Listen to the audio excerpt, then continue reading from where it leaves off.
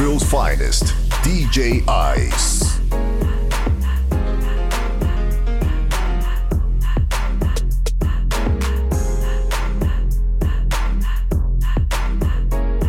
Share the video, y'all. Share. Share the video.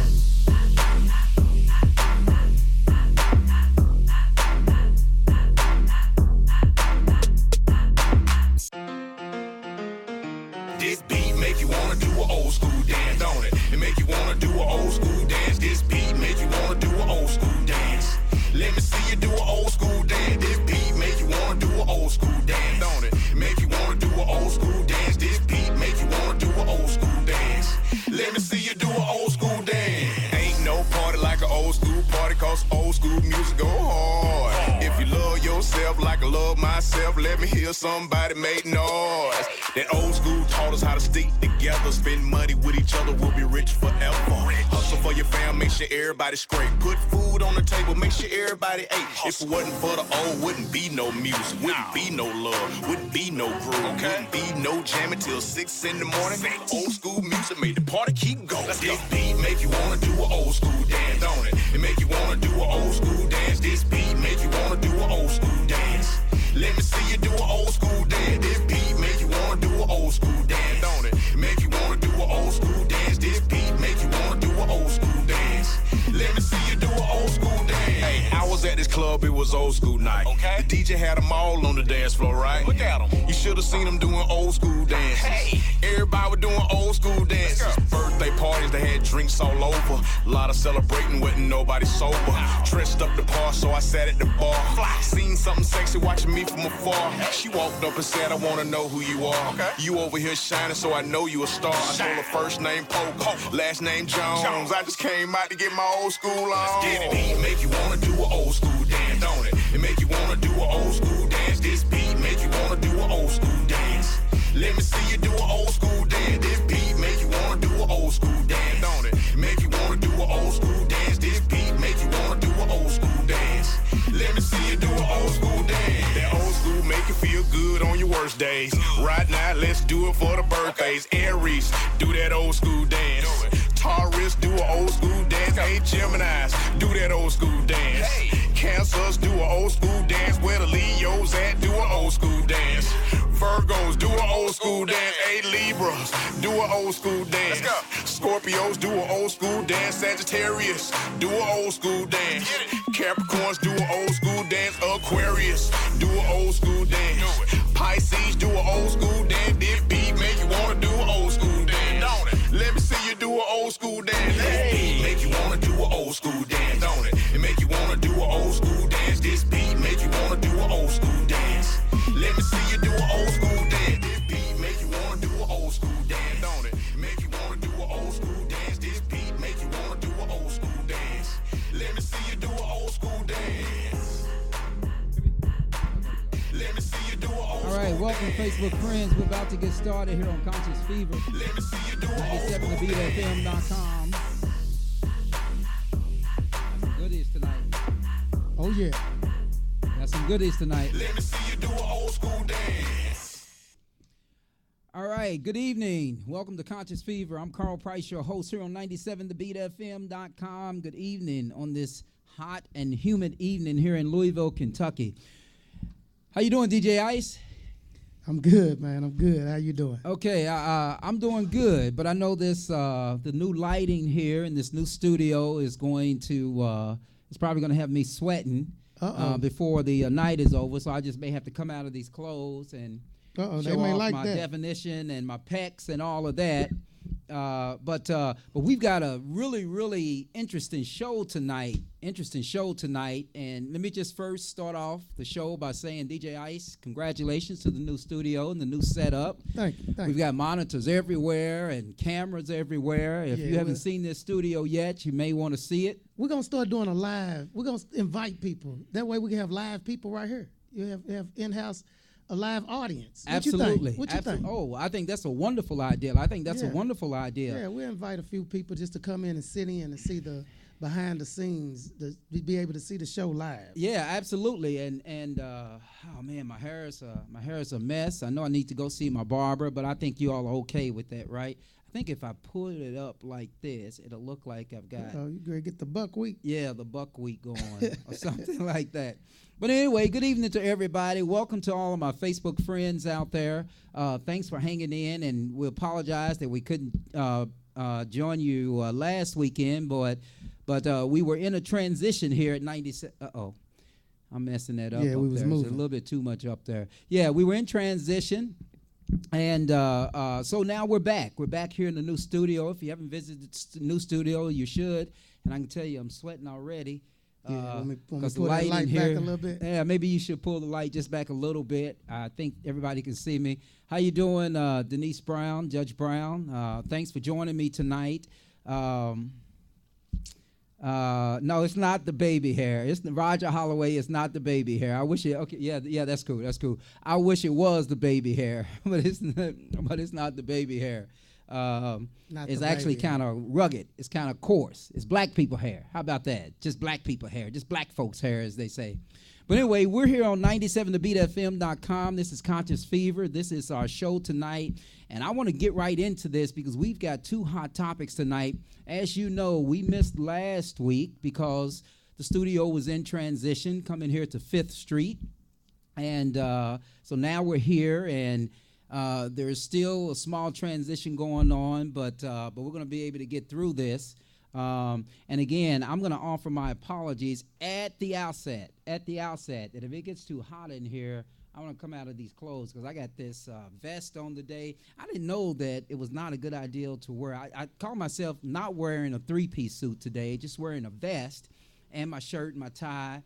And man, it was hot as hell. Yeah. Okay, so that feels a little better. But it was hot as hell. But yeah, it's been hot, man. It went straight from winter to summer here, absolutely. man. I mean, no spring this year. I mean, the only thing about spring this year in Louisville was the Kentucky Derby. That's it.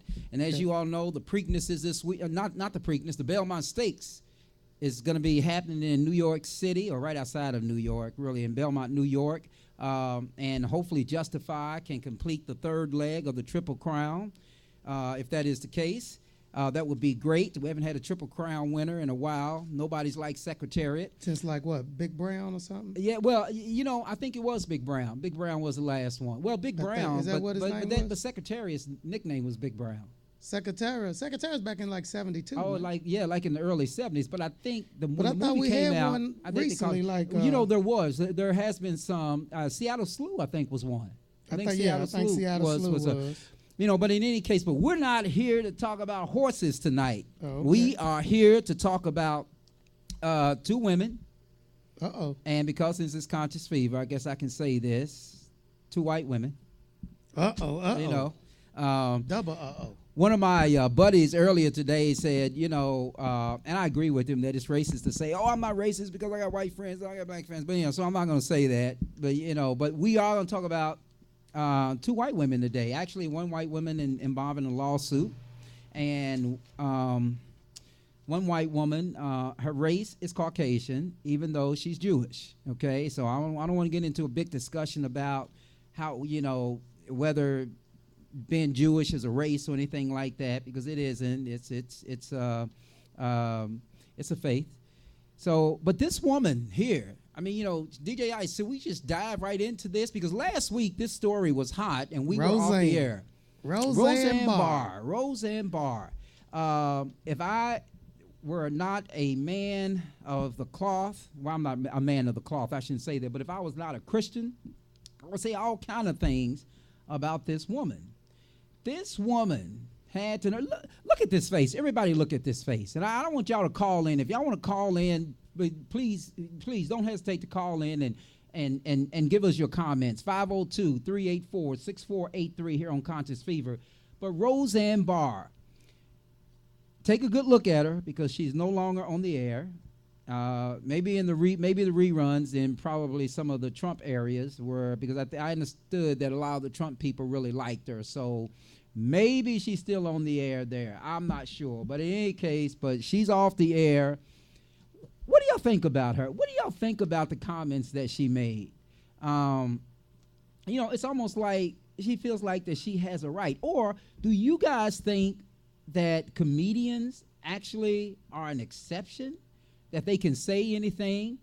Now, what is her name? God, I had her name. I was just reading the story before I came in here.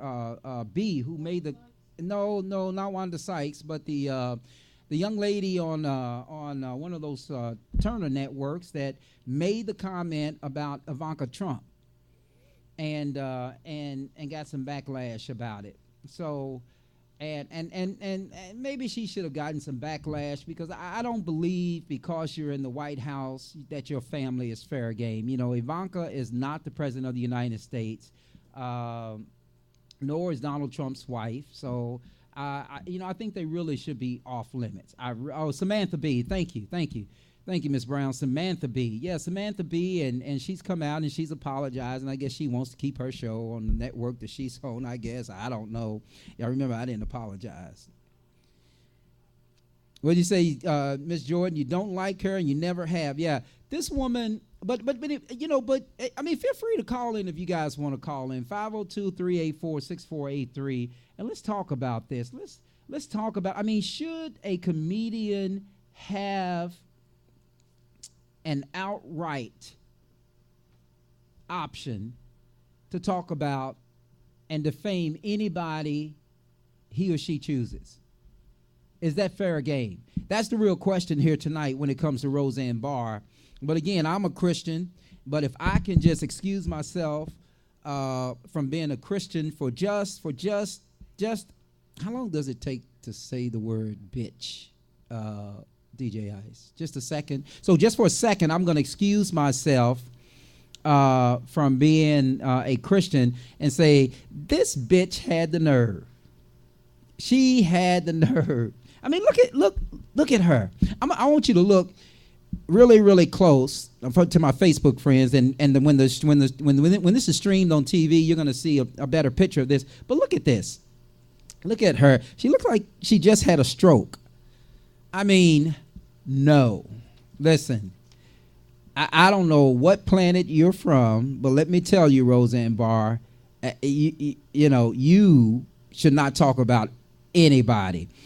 And I want to say this since I'm talking about Roseanne Barr. And again, you all can churn in if you want, 502-384-6483. Call me here at the station. But one thing I will tell you, I never liked the show. Even when I would flip channels at home and came across her show, maybe I would watch a few minutes of it because some of the characters on there were actually okay. But I never liked her show, and I really stopped liking her show because I am a huge fan of the national anthem. I'm a huge fan of the national anthem. And when she did her her thing about the national anthem, I was so done with her. And then there was and then grabbed a crotch. Yeah. Yeah, I agree. She is vulgar and she's repulsive, but she grabbed a crotch and spat on the ground and just really just insulted every veteran, every red-blooded American when she did that on that baseball diamond. And I just think that at that time she should have been disavowed. Period. Disavowed. She should have never been given a second chance. Now, let me jump to something and say the NFL this year, DJ Ice, has passed some policy that says that they're going to be fining their players if they kneel on the field during the national anthem. I don't get that. What country are we living in? They can't kneel on the field, but she can grab her crotch area. And she can, I don't want to imitate her voice because her voice is just, it just aches me. But it's like, I remember that. I remember it like it was yesterday, and it was so demeaning and so upsetting for me. And I'm not even a veteran, but I'm an American. I'm an American. I'm a proud American, and I was so upset when she did that. So listen. I hope you go crawl in a ground and never, ever, ever come out. Ever. Ever. Have they ever come out? I mean, unless some of your dust after you die just peeks out of the ground, sneaks out of the ground and say, and gets lost somewhere and says, hey, I'm lost. And somebody may say, well, who are you? Well, I'm the dust of Roseanne Barr. Yeah, then maybe that's okay.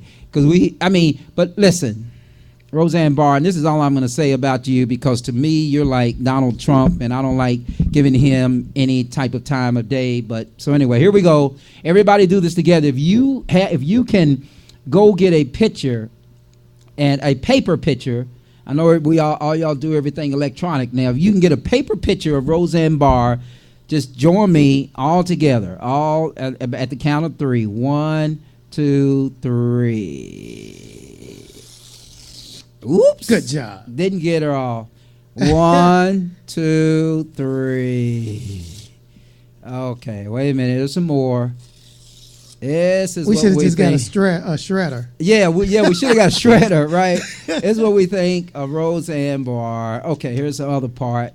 Yeah. The crooked the neck. mouth. Yeah, get the neck. Yeah, the neck. And Roseanne, and I don't mean to offend individuals who are overweight, but Roseanne, you need to lose some weight before you start talking about somebody. I mean, come on now.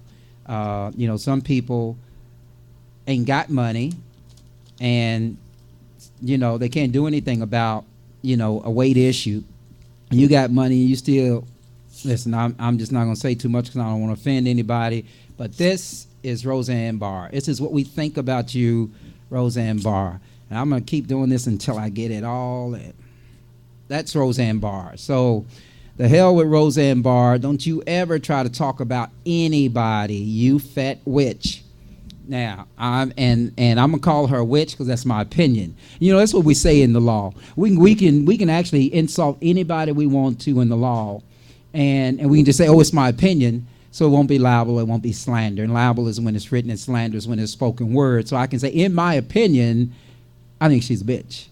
So she can't sue me and say he called me a bitch, and we don't know what a bitch is. It's a female dog and heat and all of that. So.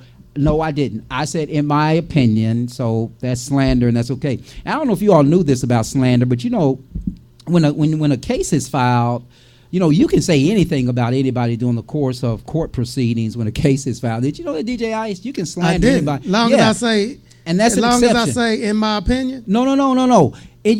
Outside of court, you can say in your opinion if you want to characterize somebody as somebody that they're not, inappropriately. But if in other words, if I sue you and we start trading insults, I can't go back and say, he insulted me and he slandered me. I can't do that because in the courts of those court proceedings, there's an exception.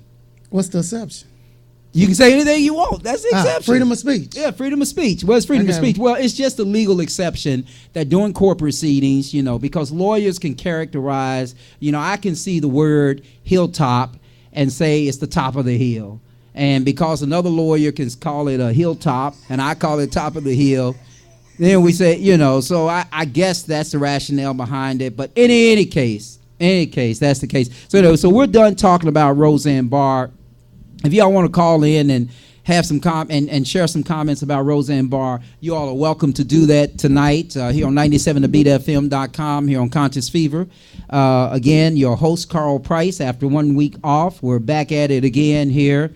And so I think we've got a break coming up. But, right after this break, we've got a very, very hot topic. And some of y'all may remember this. And I'm sorry for those who are not in the Louisville area because this may not resonate with you. But I do want to just let you guys know that it may just get a little boring for you because we're about to talk about something that is happening here in the state of Kentucky that really, really involves more Jefferson County and the judicial races here in Jefferson County. And I thank you, Mr. Stover. Thank you. I love the fact that you have tuned in. But share the broadcast, Mr. Stover. Share it with your friends so they can love the show just like you can. But we're going to talk about this lawsuit. This is a lawsuit styled Karen E. Faulkner versus Commonwealth of Kentucky State Board of Elections. And a number of defendants are on here, the Attorney General, the Secretary of State, the local county clerk, candidate Tanisha Hickerson, and candidate Andre Bergeron. And for those of you who don't know, those were all the candidates, including the late, great Danny Alvarez, in a race. And Danny passed the day after he won the primary. And apparently this lawsuit is bringing into dispute whether Ms. Faulkner should be on the ballot. So we're going to actually pick this lawsuit apart and tell you why that the lawyers in this case have gotten it wrong, and this is probably a frivolous lawsuit. That's my opinion, but I think this is a frivolous lawsuit. I did notice that one of the attorneys, looks like the lead attorney, is David Kaplan, but I thought David Kaplan was dead. So maybe there's another David Kaplan that's now around, because when I was a prosecutor, I used to prosecute cases, and David Kaplan used to defend cases. And Dave was a sloppy lawyer. He was a sloppy lawyer in his appearance, but he was a damn good lawyer in his practice. God rest his soul. But anyway, apparently there's another Dave Kaplan, so I don't know him. But anyway, he's the lead attorney on this lawsuit. We're going to talk about that right after this break.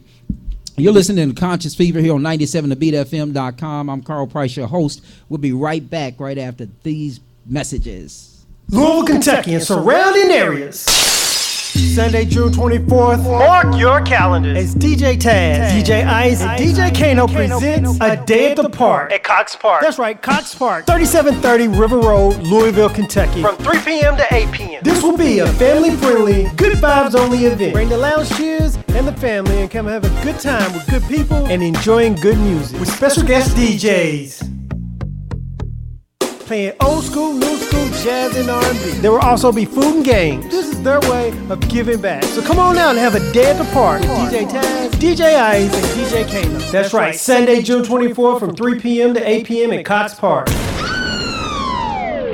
This event is sponsored by 97thebeatfm.com, Ice Entertainment, Icon Brand, the Allegiance DJs, Party Masters of Louisville, and Willie White. See you there.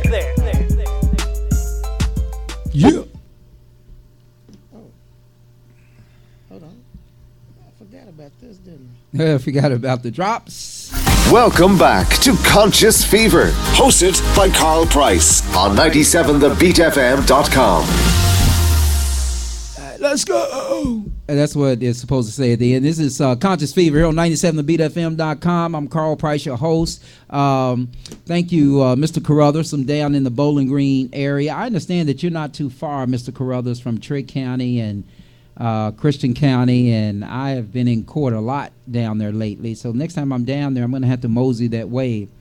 But you never pick up the phone when I call you, so I don't know what that's all about. But if I call you, Mr. Carruthers, pick up the phone, because I might be in your neighborhood. Anyway, this is 97thebeatfm.com. You're listening to the Conscious Fever Show. I'm your host, Carl Price, and we're getting into the second part of this show. And the second part of this show is probably more legally technical stuff than it is anything. But let me set it up for you. There was an election here on May 22nd, and there were judicial candidates in that election. And for those of you who don't know, in Division 9, I think it's the 9th Division of Jefferson District Court, there were 4 candidates. Judge Andre Bergeron, candidate and attorney Daniel Alvarez, attorney Karen Faulkner, and attorney Tanisha Ann Hickerson. And in that race, after May 22nd, after the voting was all over, the race was called in favor of candidate Danny Alvarez. So he got 30-some-odd% of the votes. I don't know. I didn't go back and listen to the election show that we did that night. But he got a good number of the votes that night. And, you know, a great distance from the second and third candidates. Tanisha Hickerson, attorney Tanisha Hickerson, and attorney Karen Faulkner finished second and third, almost in a dead heat. I think 0.5 percentage points separated them. But attorney Tanisha Hickerson was the winner. or the second place finisher. And the rules are here in the state of Kentucky that in a judicial race, when the window to file for your candidacy opens in January, you have potentially a primary and then a general election, which is in November. But in order to get to the general election, you have to finish in the top two. And so, and that's only assuming that there are more than two people in the race. If there are only two people who have filed before the deadline, then those two will not have a primary. Their names will not even be on the ballot because there's nothing to argue about or the vote about or the win about or the race about, quite honestly. And those two will be on the general ballot docket during the general election. If I'm saying all that's right. If I'm not, y'all can call in and tell me I'm not talking right. But in any case, so in Division 9 here in Jefferson District Court, Attorney Danny Alvarez was the winner, but a day afterwards, God rest his soul, he passed away.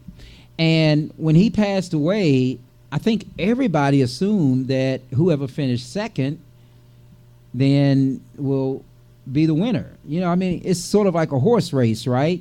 I don't mean that all these candidates are horses, but I'm just saying, but it's sort of like a horse race, right? You know, if the first winner, if the first one under the wire is disqualified for some reason because he bumped another horse or whatever, then, and there's no indiscretion or problems with the second place finisher, then the second place finisher moves up and becomes the winner and takes away the purse and takes away the prize. So the judicial elections here are just like that. You know, at least that's the way the Secretary of State sees it. But interesting enough, the third place finisher, who was Attorney Karen Faulkner, and I know Karen, and Karen's a nice person. I don't want this broadcast to be interpreted to mean that in any way slandering Miss Faulkner or Attorney Faulkner. I mean, I think she's a wonderful person, and she's been a good candidate, an outstanding candidate in two races that I'm familiar with. One in the Jefferson County Attorney's race, and one in these last judicial races. But she finished third to Attorney Tanisha Hickerson. So logically, you would think that since candidate Alvarez or Attorney Alvarez passed away, that you know, the second place finisher is going to be on the ballot by herself. Well, Miss Faulkner has now filed a lawsuit with the appropriate court in Frankfort, Kentucky, where jurisdiction lies, suing the Commonwealth of Kentucky State Board of Elections, the Attorney General, yada yada, and the other candidates in the race, including Ms. Hickerson as well as Judge Bergeron. And her claim in this lawsuit, and we're going to take a moment and just pick this apart, but her claim in this lawsuit is very interesting. It's very interesting because her claim is that the precincts, and this is the way I interpreted it, the precincts made a mistake because they never should have certified Attorney Alvarez as a candidate since he had been deceased at the time the certification was in. The certification, I think, was completely due on June the 5th, and then there was something that was supposed to happen that did happen the next day, and then the following Friday and the following Monday. That's the way the rules are written in the statute. But unfortunately, before either of those deadlines popped up, candidate Alvarez and Attorney Alvarez had passed away. So the argument in this lawsuit is essentially that if that is the case, Attorney Alvarez's votes never should have been counted, is what the argument is in this lawsuit. But he was alive during the... He was actually alive, yes. He was alive during the voting. You're absolutely right, DJ Ice. He was alive and received the votes. I mean, you know, in fact, after the election, Attorney Alvarez went to or maybe during the day, because I don't know if he did it during the day while the polls were open, because I saw him out on Bardstown Road, you know, campaigning.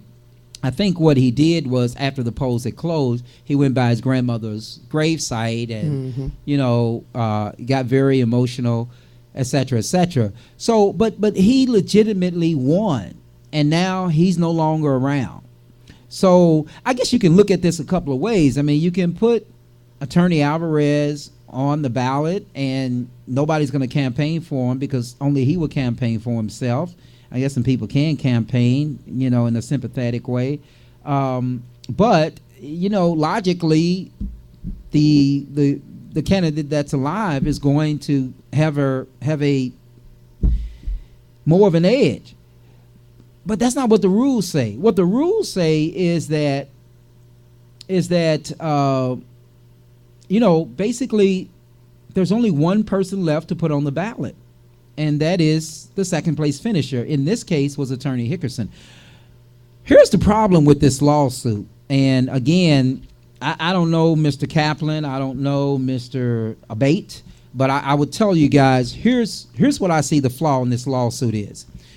First of all, and just so everybody knows, the lawsuit is a lawsuit for an injunction and declaratory relief. Now, what that means, what is declaratory relief and what is an injunction? An injunction is basically to stop something from happening. So they're asking the Franklin Circuit Court judge to stop the Board of Elections from certifying the election or something of that nature. But essentially, they're asking the Franklin Circuit Court to order the Board of Elections to allow Ms. Faulkner now to be on the ballot, DJ Ice, after she lost. So, the people have spoken. And the way I look at it is that, you had your chance, the people have spoken, and come on now. I mean, you really only get one bite at the apple. And here it is. I mean, the people spoke that night, and all those 17 votes separated Attorney Hickerson and Attorney Faulkner. I mean, the people spoke, and 17 more people decided that Attorney Hickerson was the better candidate. That's what it seemed like to me. Yeah, that's what it seems like. I mean, that's what it is, because there was a recanvass, and the recanvass turned out to be exactly what the unofficial results were. So this thing about declaratory judgment or declaratory relief is basically you're asking the court to declare something. All right. So here's the problem with this lawsuit, because I spent some time today reading this lawsuit, and the problem with the lawsuit is that the lawyers in this lawsuit for Ms. Faulkner, they make a huge mistake, and here's the mistake. Unfortunately, the statutes do not define the phrase certificate of candidate, petition for nomination, certificate of nomination, and certificate of election. But when you read around all of those, it seems like she's watching to force herself into a seat. Yeah, I think that's what she's trying to do, Ms. Spielman. I think she's trying to force herself in the seat. I'm sorry. I mean, I don't know how you can say I should be on the ballot when the people have spoken. I mean, the people have spoken. I mean, Karen, I don't know. I'm not calling you a sore loser, but come on now. Let's. I mean, this thing is over. I mean, Attorney Hickerson finished second. She's the only one that's left to go. But anyway, here's the flaws here.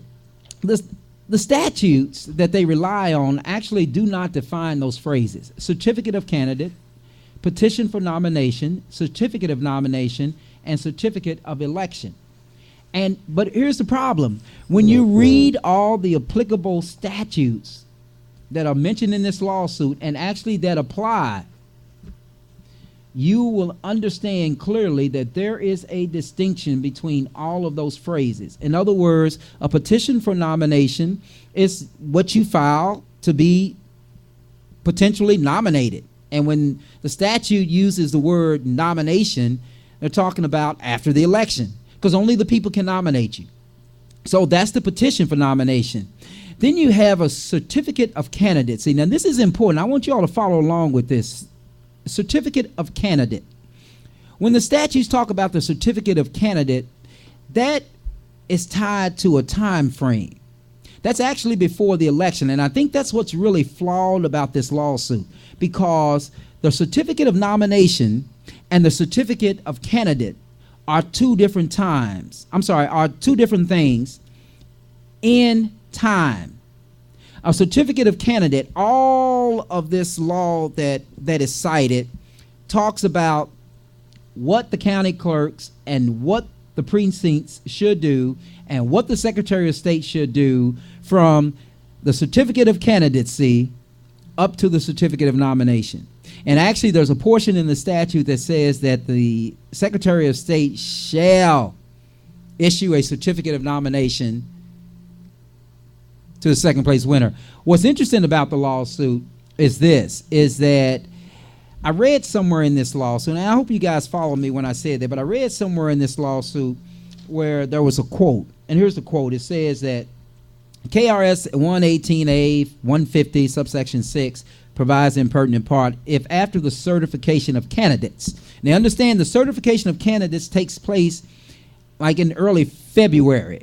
I mean, it could be longer than that if there's a mistake. If you've mentioned, if you listed the wrong court or something like that, the Secretary of State has 24 hours to let you know that you do that. So, but basically in January, because January 31st is normally the cutoff to file, that's when the cutoff takes place for, let me get this right now, for the certificate of candidacy. So you get your certificate of candidacy. So when this law that's quoted in this lawsuit talks about the certificate of candidates, it's talking about prior to you and I voting. But once you and I vote, it's too late. This law does not address once you and I vote. You know why? Because the Constitution says once the people have spoken, the people have spoken. So when you read that statute, it says if after the certification of candidates who will appear on the ballot, any candidate whose names appears, withdraws, or die, neither the precinct election officers nor the county board of elections shall tabulate or record the votes cast. So that's the flaw in the lawsuit. Only up until the time the election is held. So if after January 31st, you file your certificate of candidacy, and Ms. Faulkner, this is the way I see it, and I think the Franklin Circuit Court is going to see it this way, and if they don't, hopefully the Court of Appeals will see it this way, but definitely I'm sure the Supreme Court will see it this way. After the certificate of candidate, after that certificate is issued, that's when all of this applies. If somebody dies between that time, then all of the law that's quoted in this statute then applies. But if somebody passes after the election, this law does not address that, except for it says here that the Secretary of State shall issue a certificate of nomination in certain instances. So if you all haven't seen the lawsuit, you all may want to go online and look at it. It's 18 CI 57.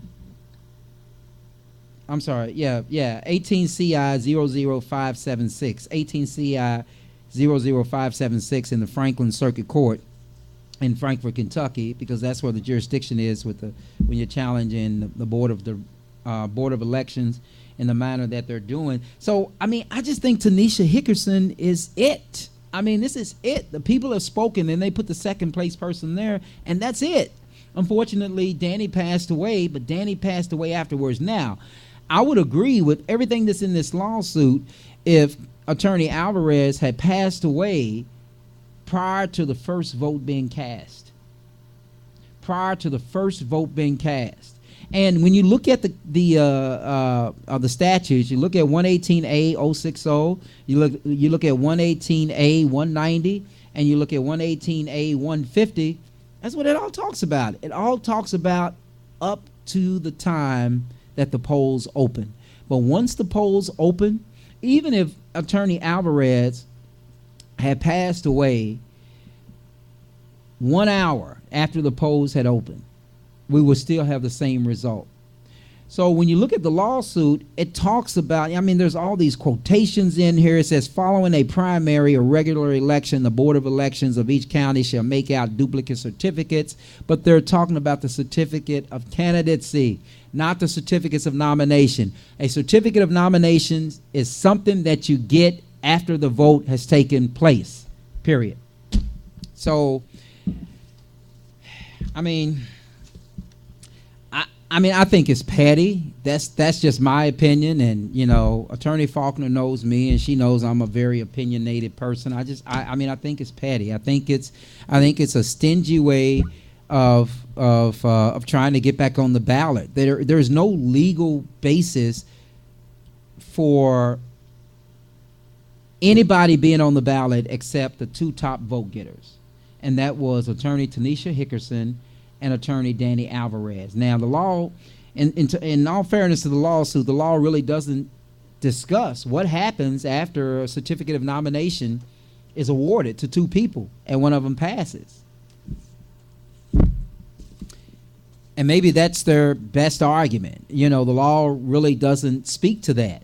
But I would tell you the law clearly speaks to everything that they suggest that it doesn't speak to, which I find really interesting, because the certificate of candidacy is one thing, and that's between January and May. The petition for nomination is something you file to get your certificate of candidacy. And then you have a certificate of nomination. And then after that, you have a certificate of election.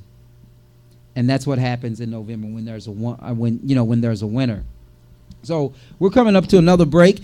If you disagree with me, give me a call here at 97tobeatfm.com here on Conscious Fever, 502-384-6483. We're going to take another quick break, and we're going to come back and talk a little bit more about this lawsuit and talk about some of the comments that I've heard about this lawsuit.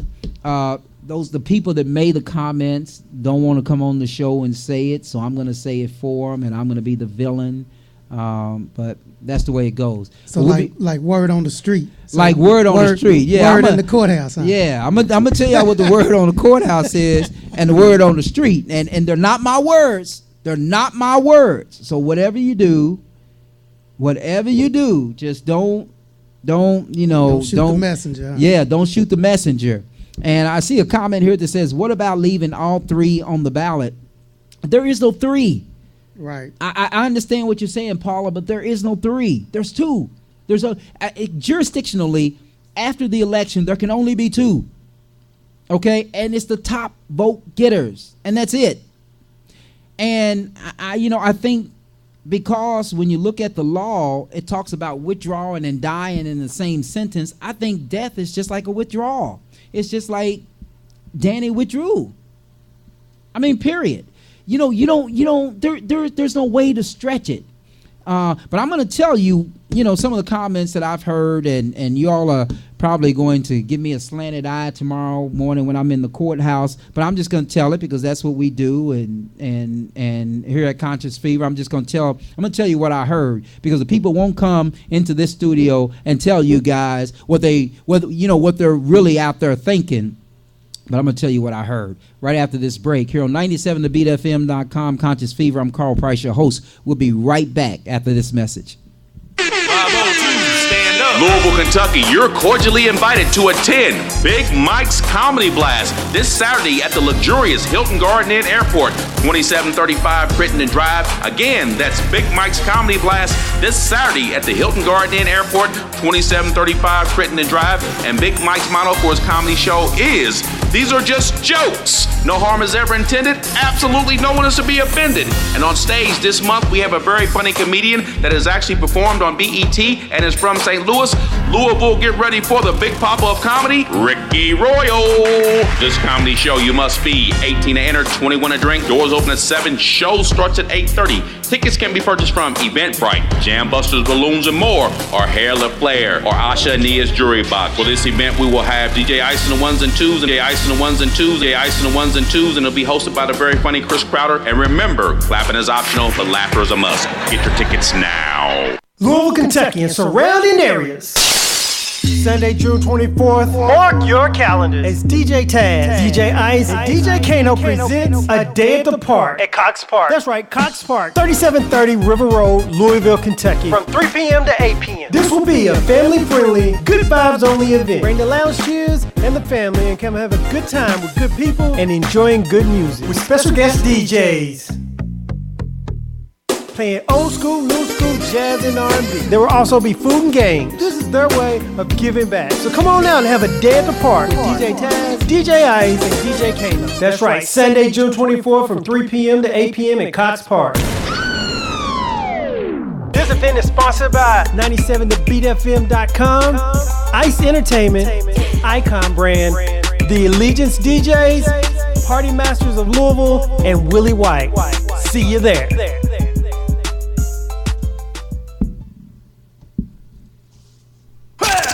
And we are back with more Conscious Fever, hosted by Carl Price Esquire on 97thebeatfm.com.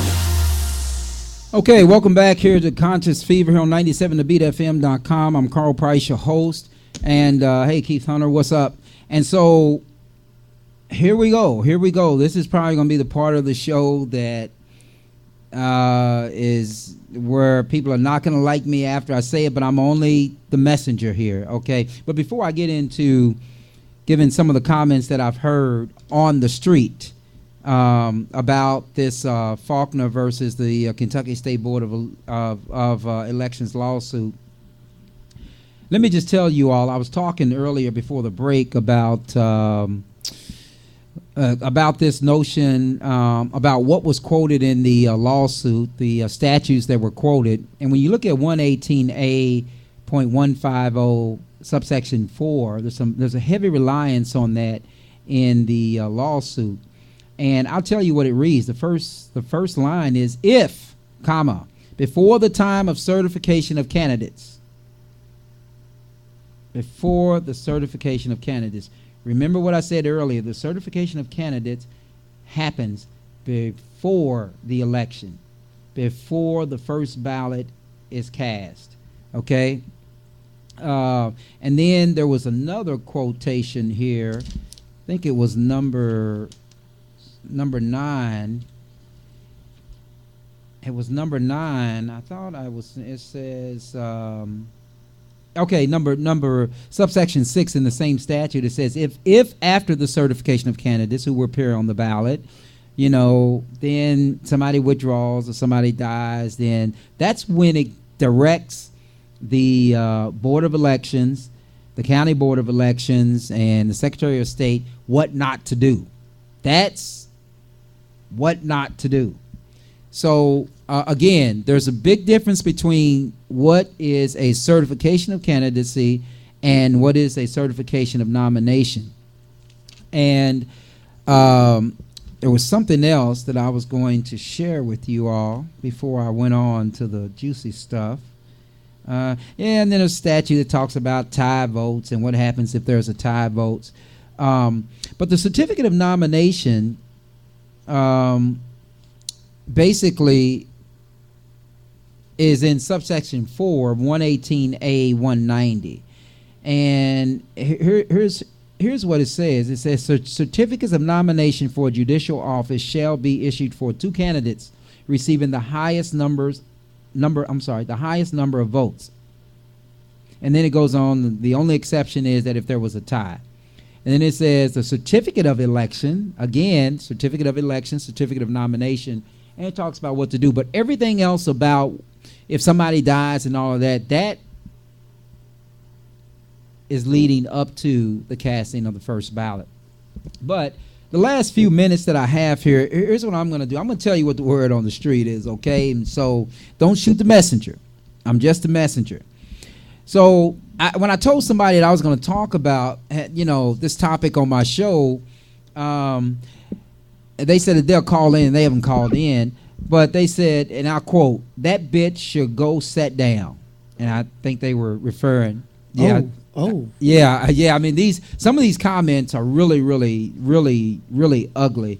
I mean, they were just like, that bitch should go sit down, referring to Attorney Faulkner.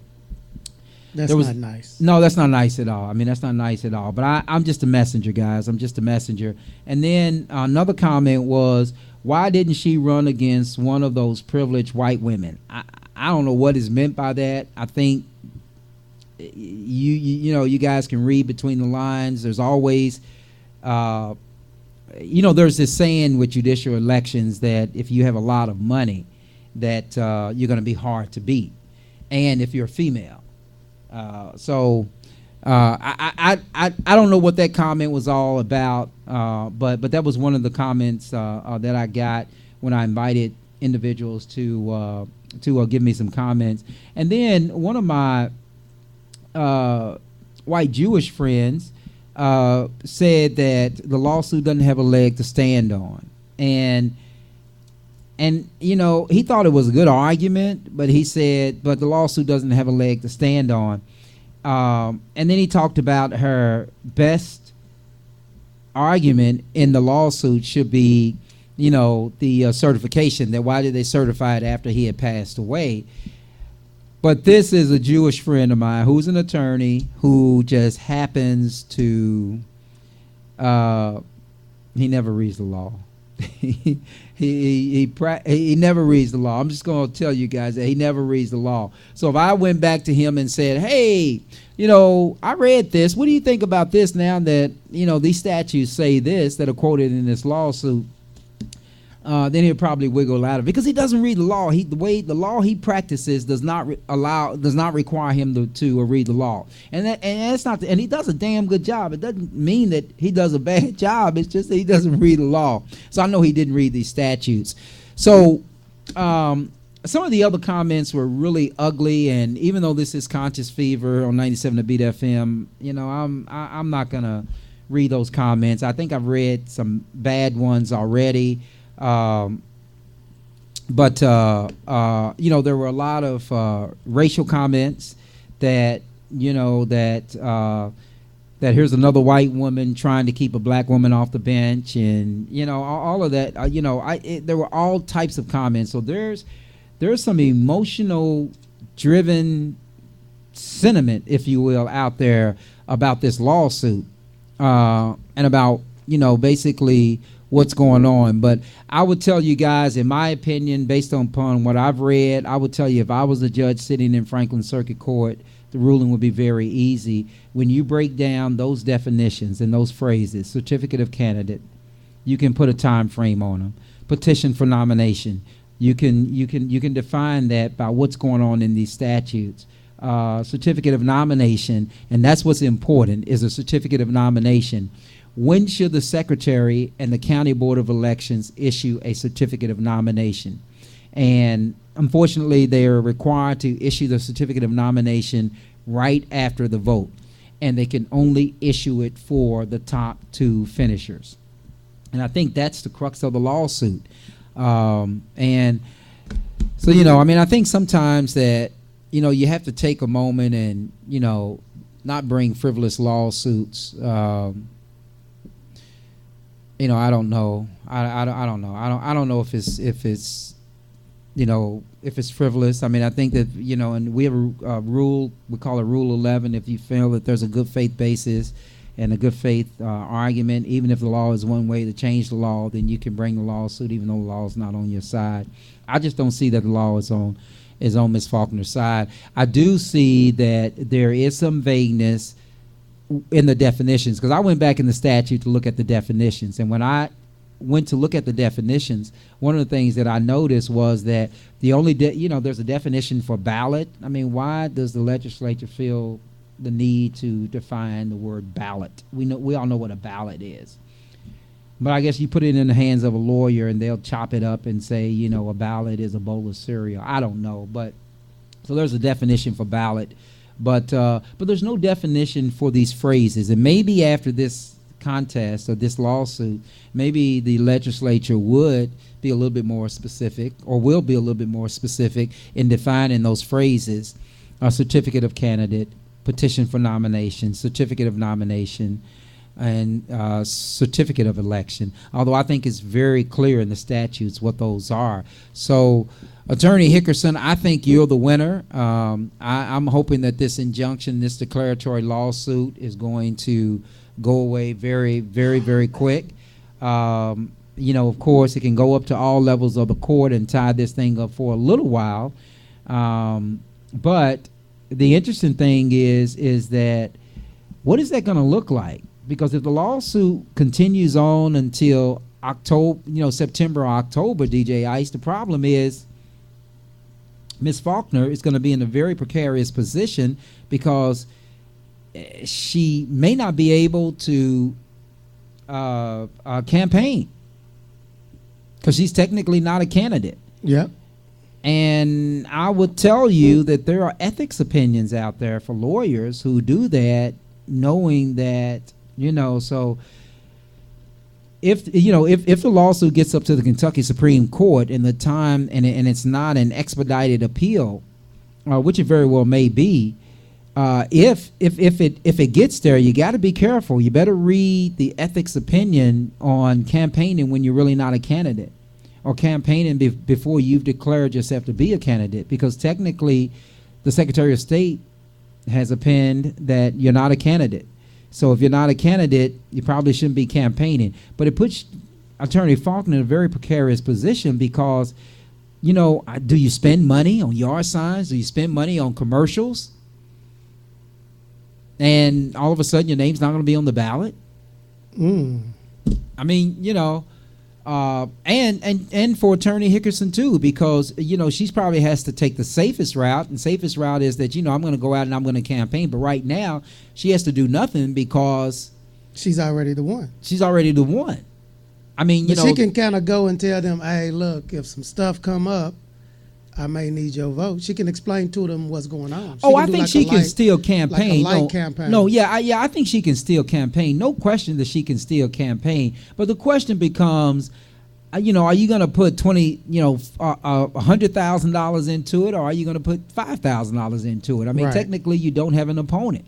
Yeah. Right. So it's really interesting. It's really interesting.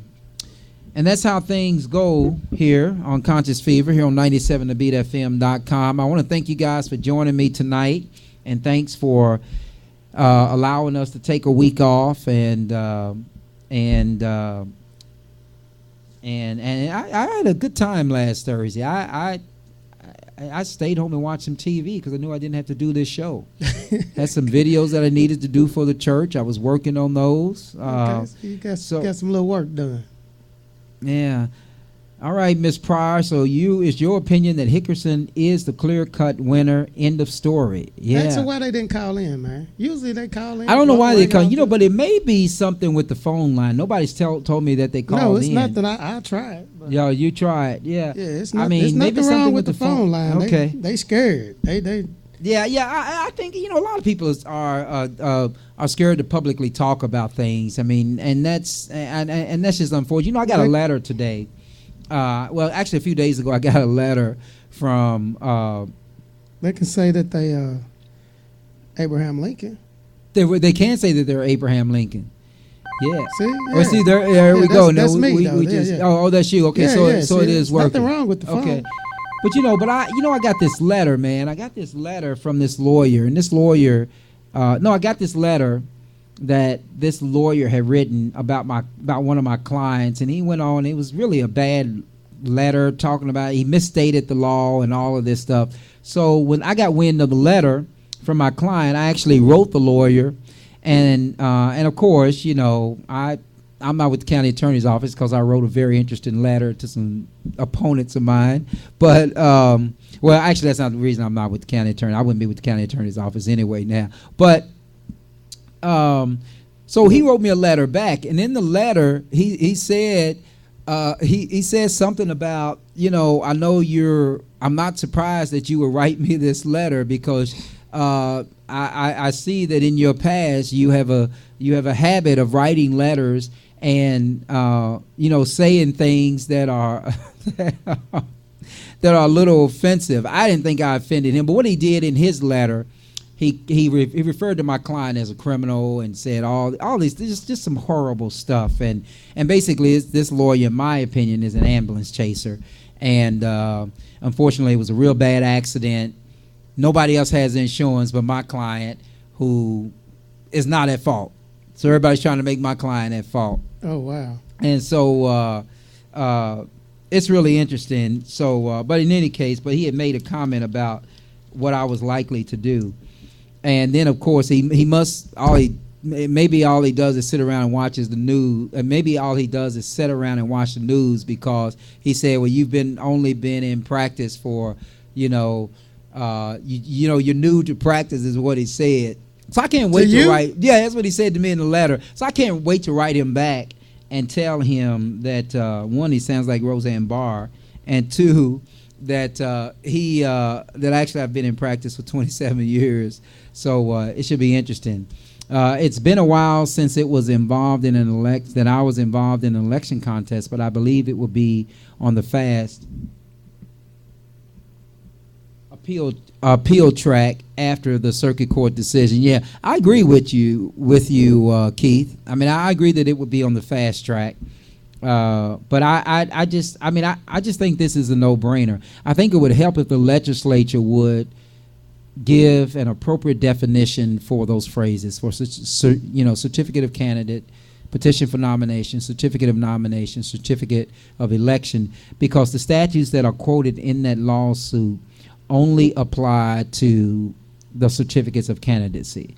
And I agree that if Danny had expired prior to May 22nd or the polls opening, then I think that the lawsuit is completely valid. I think if he had expired and then the vote took place and then they certified and he won, he got most of the votes and they certified him, I think that would be a problem.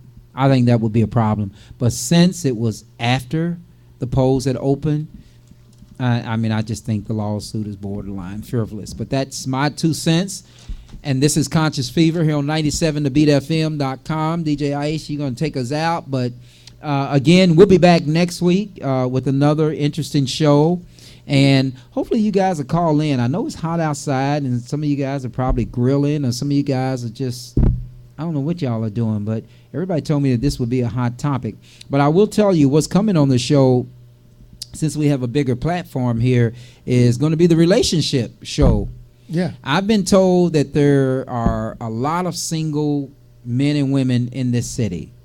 And because there's a lot of single men and women in this city, they said, Carl, I think you need to have a show with single men and women, and why are they single? Yeah. I don't know. And this was done, and actually one of the people that asked me to do a show like that was a woman whose daughter, I think, is reaching probably about 32 years old, and she's still single. Oh, and she wow. said, and she said she just can't, she can't find nobody that's on her find level? a man. So, Oh. I don't know. Does she have standards? Oh, yeah, she's a very, very beautiful girl. Okay. I mean, no. I mean, when you say standards, I don't think so. Is she saying like, okay, I want this type of man, and he has to have this and all that? No, I think her mother has standards, but I think that she would. I think she's open. I think she's open. Yeah. I think she's open, but let's bring her in, man. But we're gonna bring them in and see why she's single. I mean, but she's a very beautiful girl, and for what it's worth, she's 50% African American and 50% Iraqi, I think. Okay.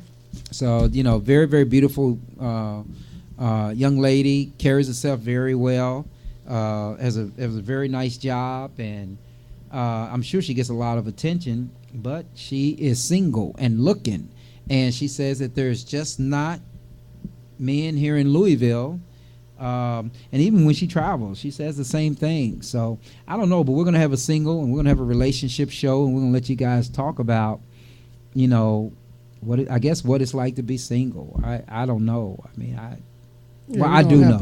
I do know. But I'm just saying, what it's like. But we're gonna help her out. So anyway, this has been Conscious Fever. I'm Carl Price here on 97thebeatfm.com. Again, thanks for joining me, and we will see you guys next week. And we're gonna show them the. Let's show them. We're gonna show them a little. Oh, you're gonna show them the new studio? Yeah, we'll probably like show them a little bit of how we got it set up. Oh, okay. Just give them a sneak peek. Just give them a sneak peek until I clean up fully up in there. Yeah, until you get free. You want me to show them or? I show them. I show them. Just tell them to stay logged in.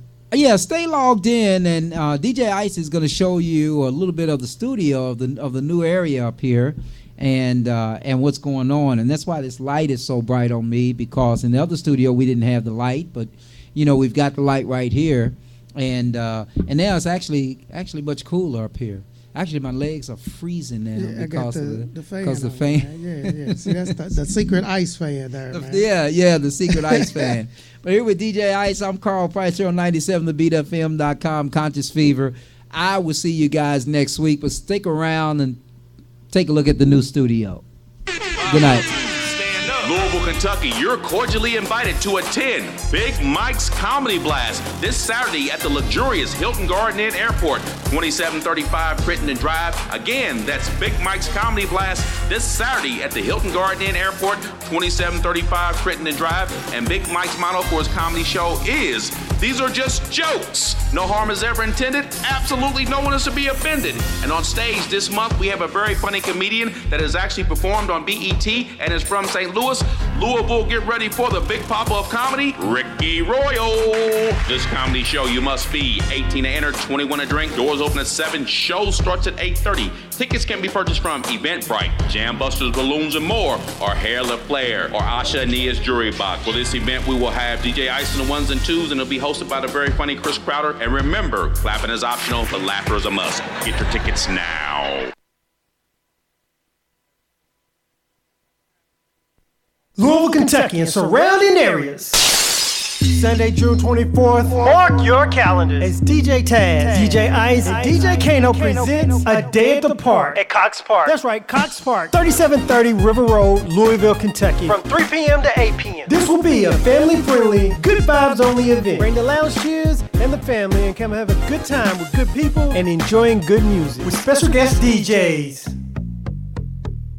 Playing old school, new school, jazz, and R&B. There will also be food and games. This is their way of giving back. So come on out and have a day at the park with DJ Taz, DJ Ice, and DJ Kano. That's right, Sunday, June 24th from 3 p.m. to 8 p.m. at Cox Park. This event is sponsored by 97thebeatfm.com, Ice Entertainment, Icon Brand, the Allegiance DJs, Party Masters of Louisville, and Willie White. See you there.